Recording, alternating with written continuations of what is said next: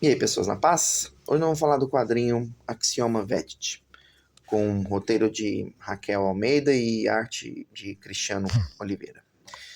Bom, esse é um quadrinho que eu fiquei bastante curioso quando vi alguns detalhes dele. Participei do financiamento coletivo e tudo mais. E fiquei bastante satisfeito com o tamanho do material, né? Assim, o acabamento é simples, né? Capa cartão e tudo mais. Ele é preto e branco, mas foi uma boa montagem, não tive problemas na leitura de que páginas se soltando, né, e tudo mais. Então, eu não vi nenhum problema com as páginas em si, de deslocadas ou coisa do tipo, nem mesmo as páginas duplas eu vi tanto problema. No geral, uma produção boa, mas uma coisinha que eu sinto falta, eu queria que mais quadrinhos não fizessem isso, é de não colocar o número de páginas nas páginas, entendeu? Eu até entendo que às vezes nem toda página vai poder ter um número de página, mas nas que podem, seria muito legal que colocasse. Eu acho que é bom para você ter uma noção. Dá uma olhada na página X, eu não vou lembrar, né? Porque não vai ter. Tem que procurar no quadrinho para achar. Mas vamos falar aqui da história. Esse quadrinho é um Dark Fantasy. Então, comparações com Berserk ou Conan são completamente esperadas e eu diria até aceitáveis. O material tem essas duas protagonistas, né? Yana, essa guerreira, e Beatriz, essa maga. Eu acho que eles chamam ela eventualmente de Axioma, mas é uma maga. Só que ela não conjura magias do mesmo jeito, ela cria meio que, de acordo com o quadrinho, equações para ela conseguir chegar a essas magias. E esse é um quadrinho de ação. Então, se a gente coloca aqui, quando o quadrinho começa, tá vendo aqui, prólogo, não precisa de mais do que na quarta página nós já temos a Yana fazendo algum estrago. E isso continua no quadrinho sem parar.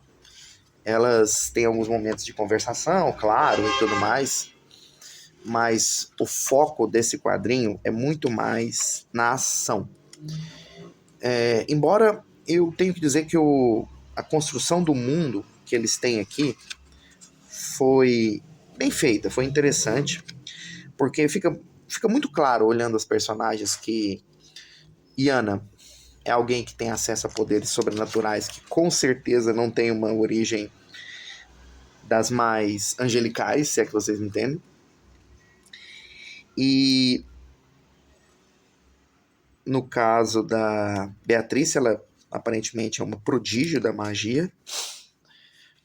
Contudo, embora o quadrinho dá algumas boas dicas do passado da Yana, nós não temos nenhuma informação sobre o passado da Beatriz durante toda a história.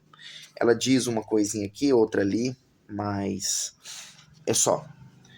Eu acredito que eles devem estar deixando isso talvez para o segundo capítulo e tudo mais. Mas é uma história onde, resumindo, essas duas moças, embora na verdade a Iana já é uma mulher e a Beatriz, ao que tudo indica, é uma criança, pelo que algumas cenas aqui indicam, ela realmente é uma criança. Elas estão em busca de uma espécie de vingança contra o que elas chamam de autoproclamados, que são... talvez alguém lembre daquelas pessoas, né, que ganham poderes em Berserk. É uma coisa um pouco parecida. Isso, embora isso também acontece em Conan, se eu não estou enganado. Preciso reler Conan. E, como eu falei, não demora muito pra gente estar sempre vendo as duas personagens fazendo alguma coisa. E não existe absolutamente nenhuma dúvida sobre o poder delas nos quadrinhos. Ambas são realmente extremamente capazes e perigosas. À sua maneira, claro. E mesmo quando aparece um inimigo consideravelmente mais forte do que elas, o quadrinho não desperdiça muito tempo tentando enfraquecer as duas personagens.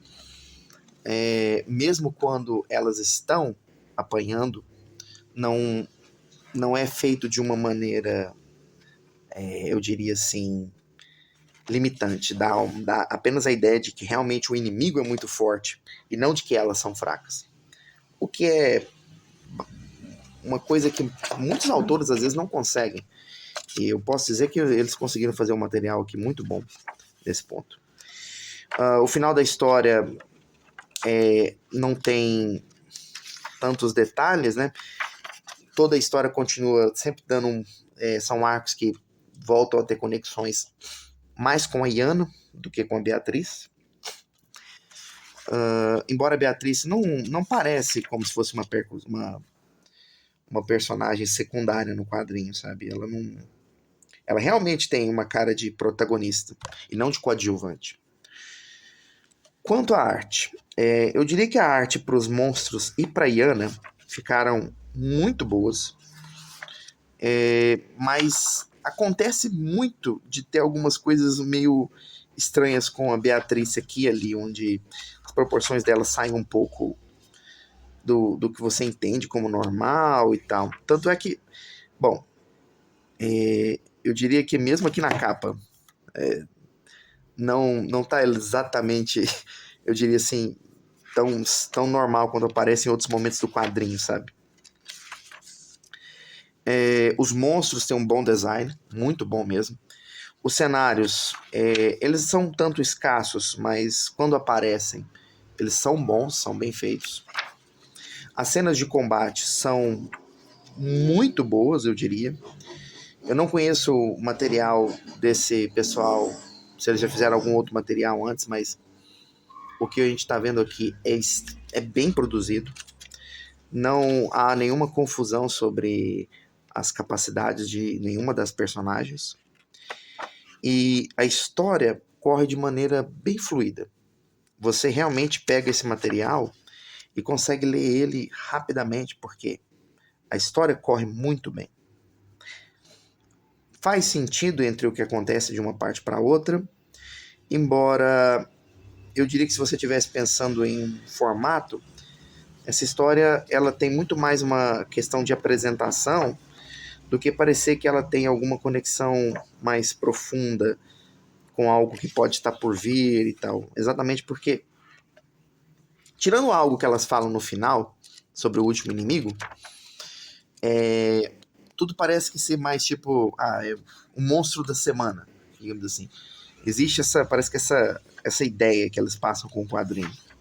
Elas vão em um lugar, enfrentam o monstro. Elas vão em outro lugar, enfrentam outro monstro. Mas isso não é um formato ruim.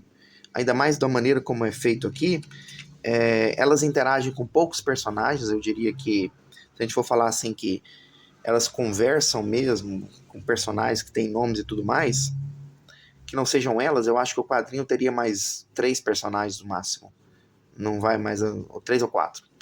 Então é uma história bem contida, mas isso ajudou a tornar ela muito mais fluida.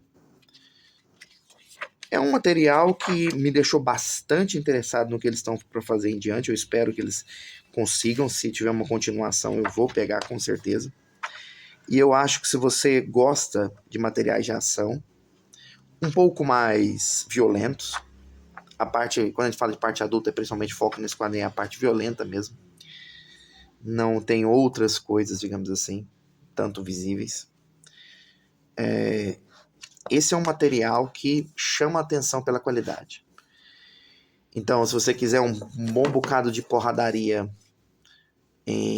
com uma dose pesada de fantasia, talvez um pouquinho de gótico, alguns body horror e essa pegada de dark fantasy, Axioma Vet, talvez um dos melhores materiais que eu já vi no Brasil do tema. Vale muito a pena dar uma olhada se você tiver a oportunidade, tá? É isso. E aí, pessoas na paz? Hoje eu quero apresentar para vocês os meus projetos de quadrinhos. Começando por Entre Humanos, um quadrinho que conta a história de Marta Manto, uma dona de casa, mãe de 2 filhos, casada, que ganha superpoderes, e isso faz dela agora um alvo para coisas que ela realmente nem acreditava que existiam, mas também dá a ela a chance de lutar contra essas ameaças e proteger sua família. Em Pacífica, nós vamos acompanhar a história de um grupo de mulheres lutadoras que tem muita prática em se defender das coisas que a sociedade costuma jogar contra elas. Contudo, com a chegada de um novo grupo de pessoas um tanto suspeitas, o jogo mudou e elas estão prestes a ter que enfrentar algo completamente diferente do que elas conheciam. Rastreadora de Algures, um quadrinho que se passa no Brasil do século XIX, mas não o que você conhece dos livros de história. Nesse, criaturas sobrenaturais chamadas místicos existiam, ou melhor, ainda existem, mas agora em uma quantidade muito menor. Porém, os que ainda vagam pelo nosso mundo são extremamente perigosos. E esse grupo busca capturá-los. Eu vou deixar aqui com vocês os links das nossas redes sociais e da nossa página, onde você pode ver os quadrinhos e tem alguns extras também. Até!